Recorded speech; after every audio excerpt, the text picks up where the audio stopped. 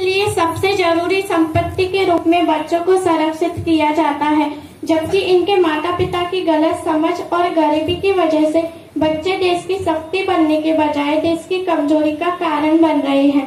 बच्चों के कल्याण के लिए कल्याणकारी समाज और सरकार की ओर से कई सारे जागरूकता अभियान चलाने के बावजूद गरीबी रेखा से नीचे के ज्यादातर बच्चे रोज बाल मजदूरी करने के लिए मजबूर हैं। किसी भी राष्ट्र के लिए बच्चे नए फूल की शक्तिशाली खुशबू की तरह होते हैं, जबकि कुछ लोग थोड़े से पैसों के लिए गैर कानूनी तरीके से इन बच्चों को बाल मजदूरी के कुएं में धकेल देते हैं। ये लोग बच्चों के साथ साथ का भी भविष्य बिगाड़ देते हैं। बच्चों को बाल मजदूरी से बचाने की जिम्मेदारी देश के हर एक नागरिक की है। हमें बाल मजदूरी को जड़ से खत्म करने की जरूरत है।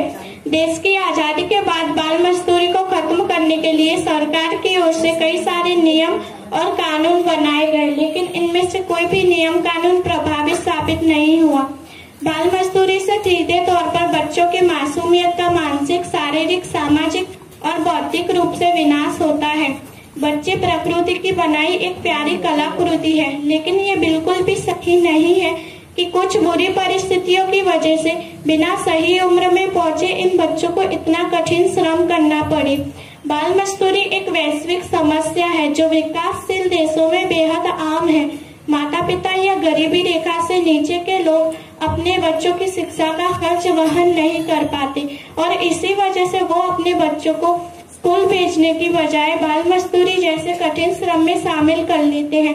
वो मानते हैं कि बच्चों को स्कूल भेजना समय की बर्बादी है और कम उम्र में पैसा कमाना परिवार के लिए अच्छा होता है, जबकि उनकी ये सोच बिल्कुल गलत है।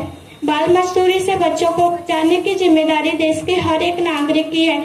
हमें बच्चों की सहायता करनी चाहिए ताकि वो पढ़ सके और देश का भविष्य बना